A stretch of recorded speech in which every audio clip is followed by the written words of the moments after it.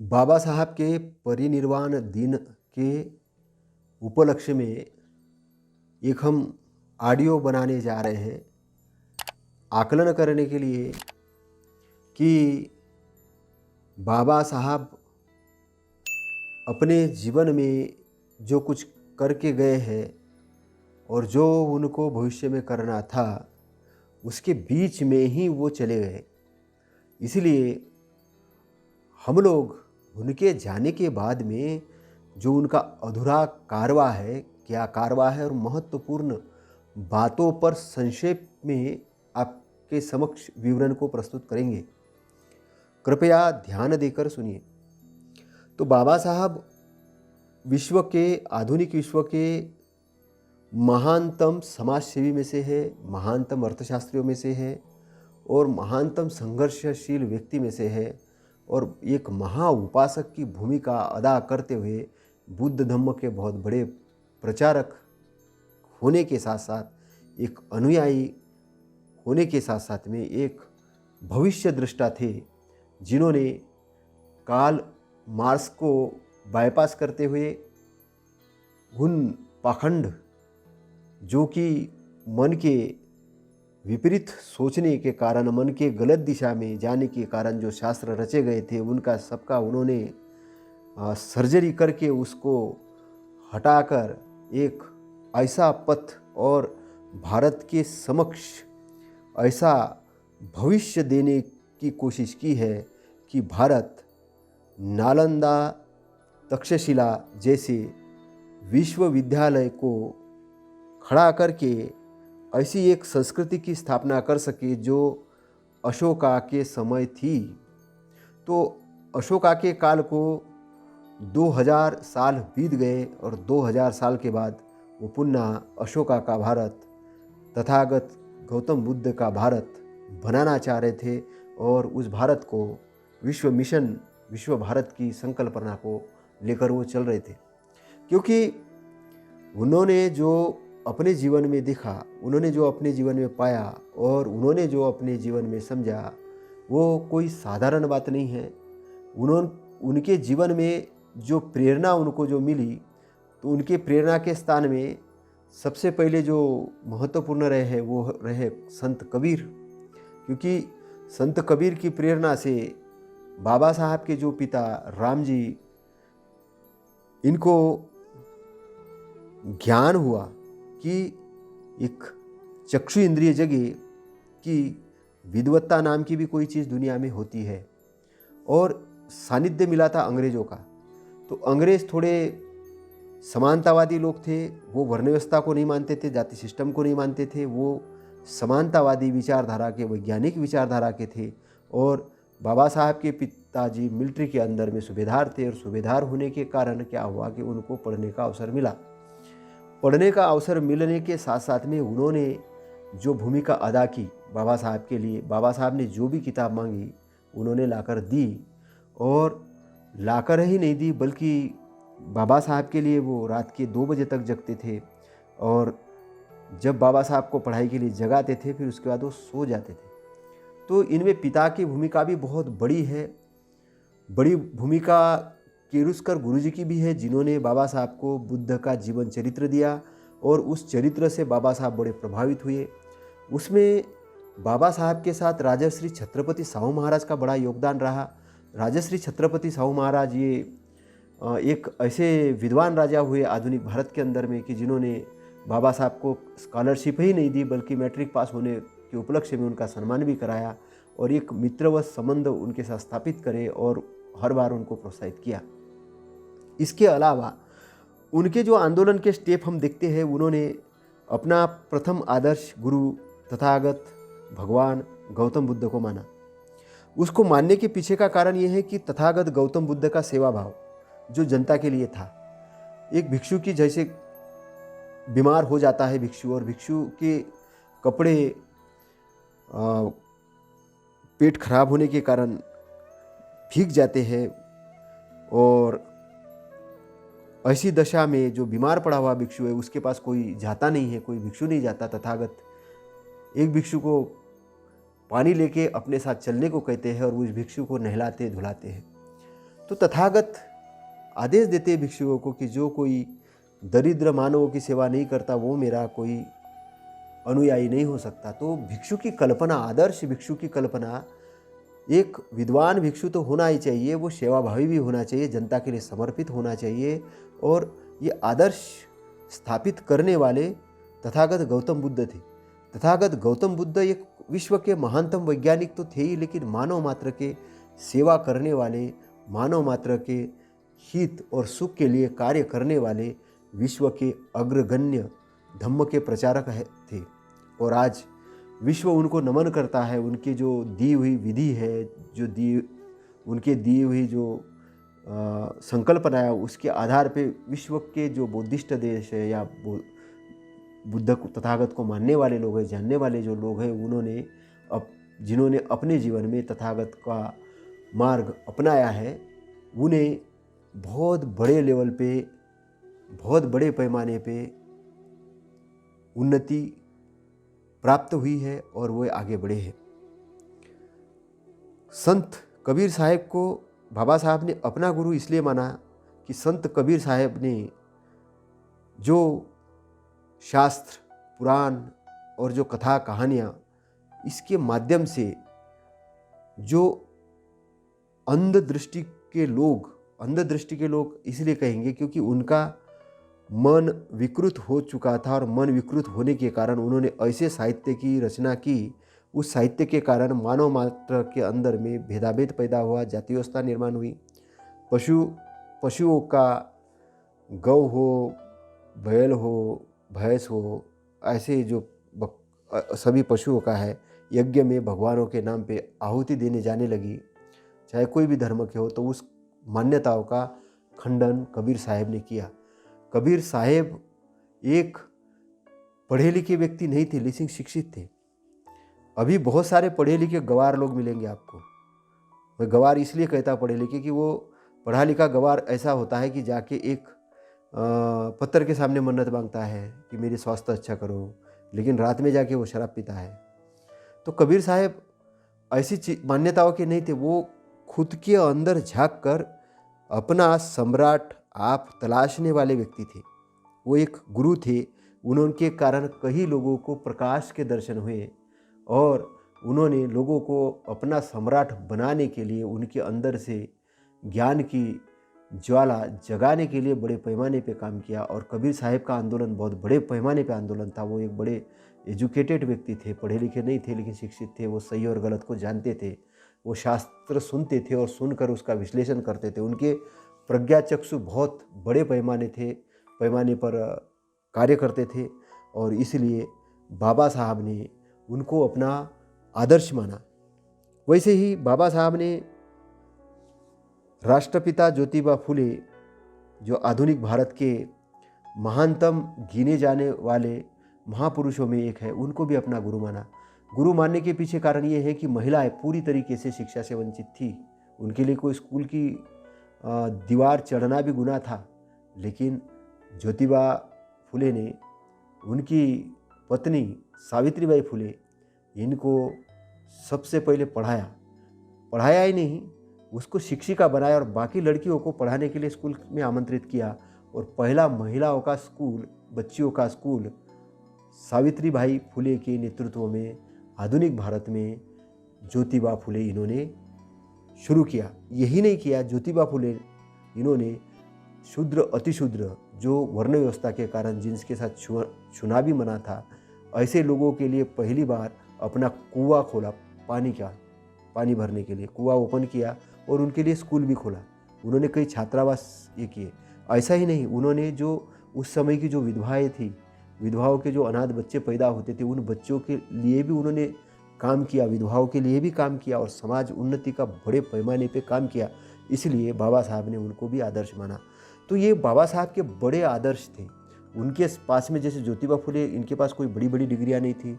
कबीर तो अनपढ़ थे लेकिन शिक्षित थे।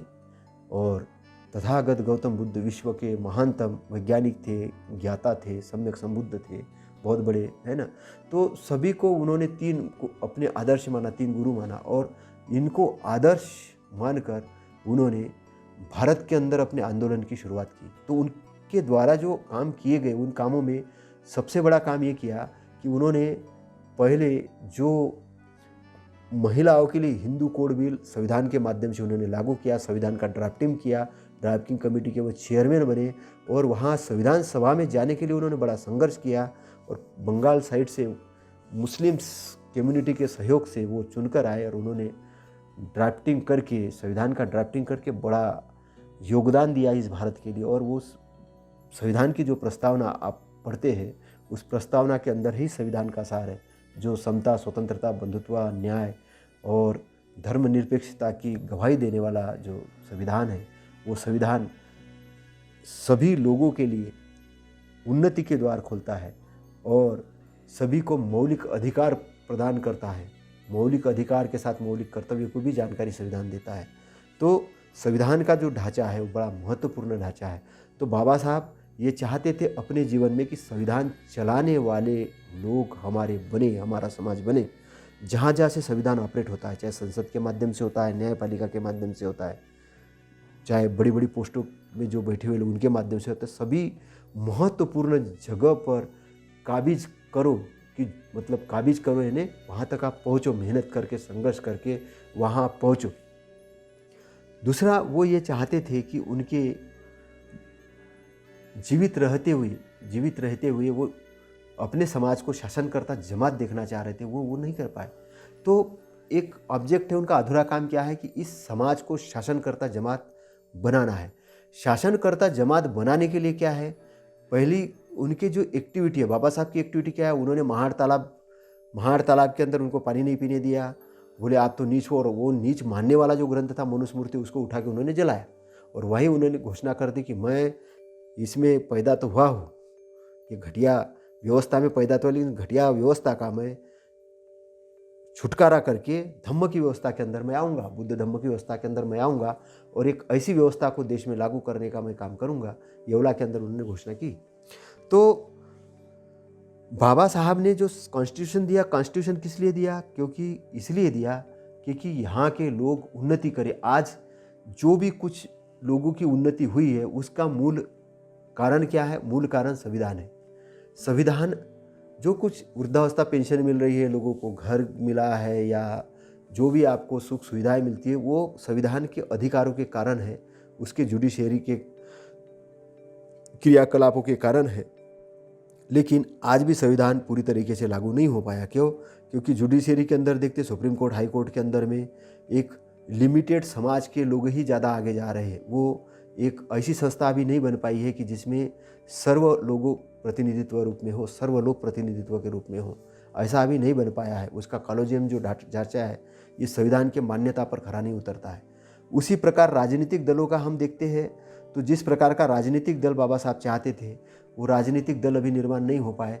राजनीतिक एक स्वतंत्र सोचने वाले लोग तैयार हुए और वो समाज की उन्नति के लिए काम करे, ऐसा बाबा साहब चाह रहे थे। लेकिन आज चंद पूंजीपति लोग आज सत्ता के अंदर काबिज होते जा रहे हैं और ऐसा बोलबाला होते जा रहा है कि सत्ता सार्वजनिक रूप से लागू न होके एक लिमिटेड लोगों के लिए काम कर रही है।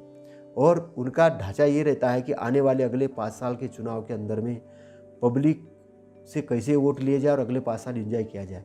ऐसे बहुत कम नेता है कि जो समाज के लिए काम कर रहे हैं, दिल से काम कर रहे हैं।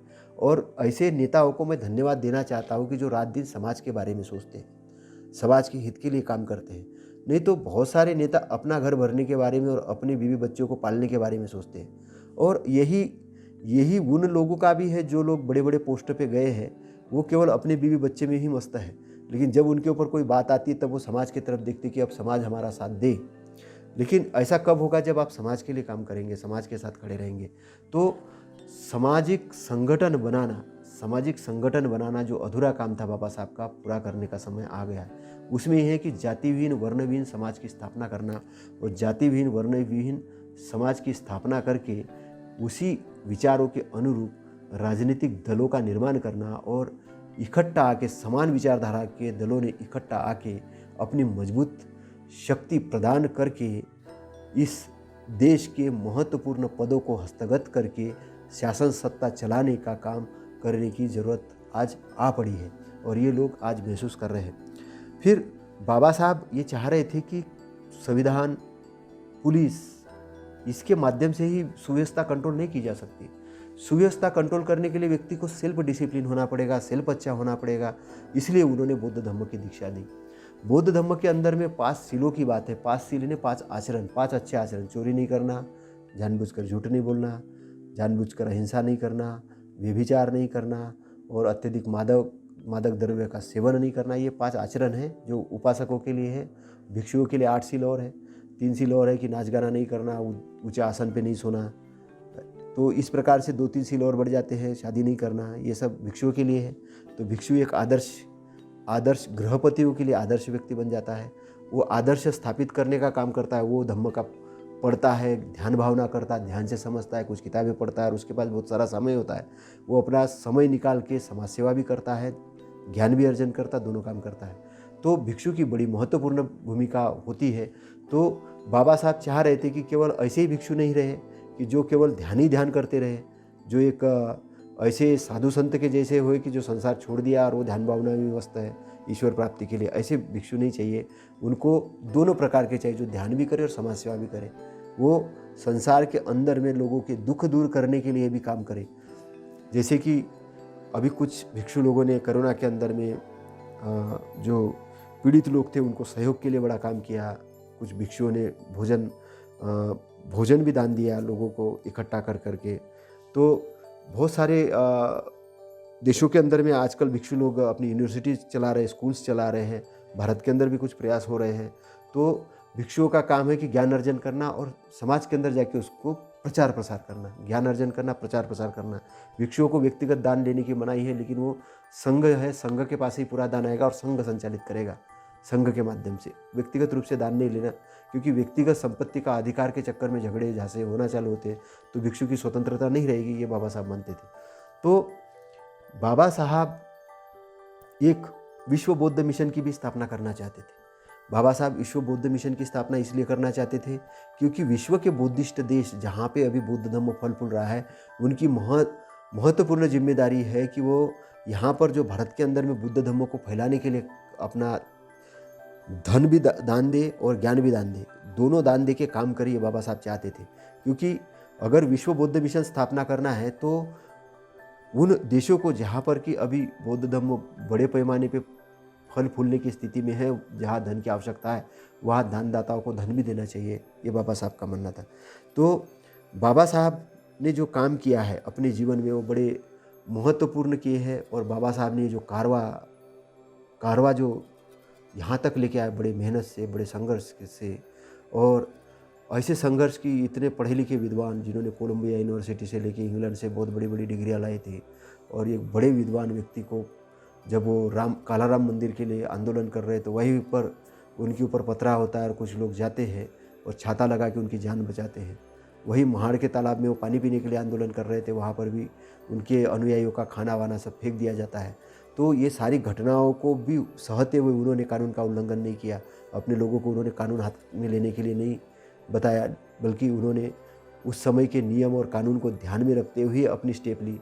तो बाबा साहब का कोई भी आंदोलन उपद्रवी वाला आंदोलन नहीं था, गाड़ी जलाने वाला आंदोलन नहीं था, शासकीय संपत्ति को नुकसान पहुंचाने वाला आंदोलन नहीं था, या कानून व्यवस्था को अपने हाथ में लेने वाला आंदोलन नहीं था। उनका आंदोलन शांतिप्रिय था, संविधान सम्मत था, न्यायप्रिय था और न्याय के पक्षधर का एक काम था। तो बाबा साहब एक बड़े वैज्ञानिक तो है, बाबा साहब भी बड़े वैज्ञानिक आधुनिक। उन्होंने सोशल रिफॉर्म करने का काम किया। यही नहीं किया, उन्होंने आरबीआई की स्थापना में बड़ी भूमिका निभाई, प्रॉब्लम ऑफ रुपीज़ लिख के, और आरबीआई की स्थापना की। यही नहीं, उन्होंने सभी नदियों को जोड़ने का प्रपत्र भी तैयार किया अंग्रेज शासन के समय में। भारत की वित्त व्यवस्था के लिए भी उन्होंने काम किया। और यही नहीं, हर क्षेत्र के अंदर में उनकी कुछ न कुछ भूमिका है, दखल है।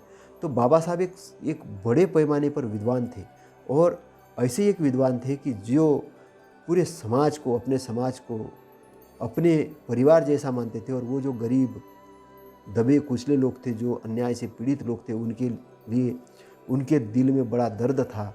और कभी एकांत में बैठते थे तो उनको लगता था कि अगर मैं चला गया, मेरे बाद में ये कारवां कौन संभालेगा।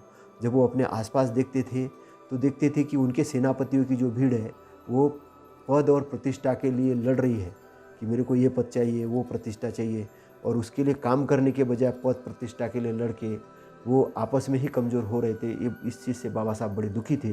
जो आज भी हम देखते हैं कि हमारी समस्या तो एक होती है, लेकिन समाधान करने के लिए हम अलग अलग संगठनों में बढ़ते हैं, और हर व्यक्ति एक राष्ट्रीय अध्यक्ष बनता है, और वो राष्ट्रीय अध्यक्ष अपने लेवल पे ही समस्या को हल करना चाहता है। तो टुकड़ों टुकड़ों में बंटने के कारण कमज़ोर हो जाते हैं। जबकि समस्या अगर समान है तो सभी उसी समस्या के लिए लड़ रहे हैं, तो सभी संगठनों को एक आके एक सामूहिक रूप से संगठित होके, तो पहला उनका मंत्र है शिक्षित बनो, फिर संगठित हो, सामूहिक रूप से संगठित होकर संघर्ष करके अपने हक और अधिकार बहाल करने का काम आधुनिक भारत के अंदर में उनके सेनापतियों को, उनके अनुयायियों को करना चाहिए। और ये जिम्मेदारी बखूबी आज का जो सुशिक्षित युवा वर्ग, आज का सुशिक्षित विद्वान ऑफिसर वर्ग, आज के सुशिक्षित विद्वान नेतागण, आज के विद्वान भिक्षुगण और प्रचार माध्यम निभाएंगे, और ये बाबा साहब के लिए सच्ची श्रद्धांजलि होगी। और इसके साथ साथ में आर्थिक अवसरों को भी निर्माण करेंगे, बहुत सारे बिजनेसेस ओपन करेंगे अलग अलग क्षेत्रों के अंदर में।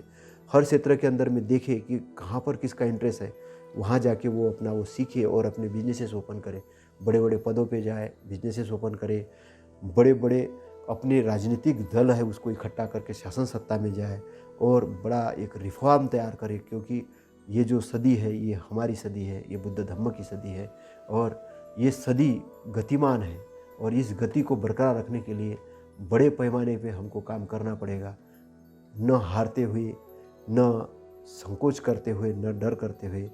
बाबा साहब का एक चौकीदार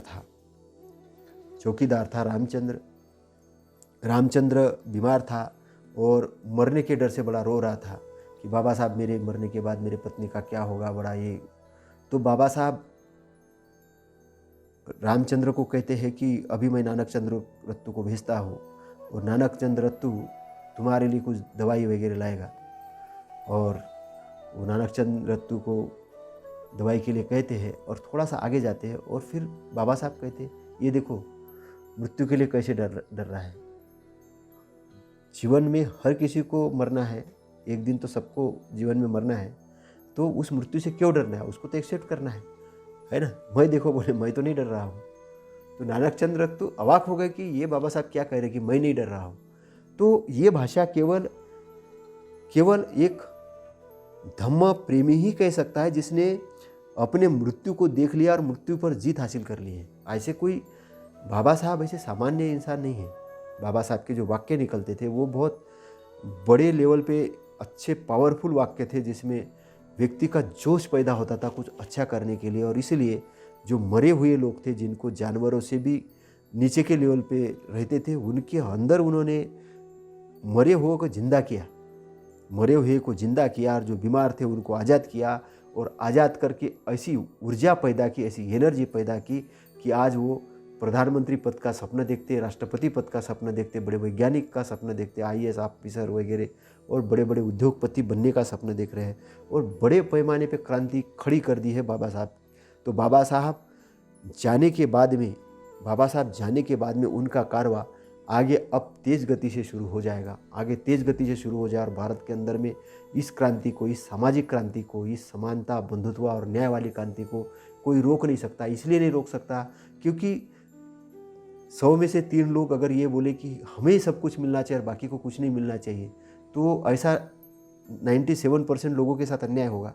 लेकिन बुद्ध ने जो एजुकेशन दिया, जो शिकवन दी, बहुजन हिताय बहुजन सुखाय, आदि न कल्याण, मध्य न कल्याण, अंत न कल्याण, बहुत जनों के हित के लिए, मतलब बहुजन हित यानी बहुत जनों के हित के लिए, बहुत जनों के सुख के लिए, आदि न कल्याण, मध्य न कल्याण, अंत न कल्याण के लिए, और कल्याण करते हुए, अपना भी कल्याण करते हुए, समाज के कल्याण के लिए, देश के कल्याण के लिए कार्य करने की भूमिका अदा करने का काम हम सबको करना चाहिए। यही बाबा साहब के लिए सच्ची श्रद्धांजलि होगी।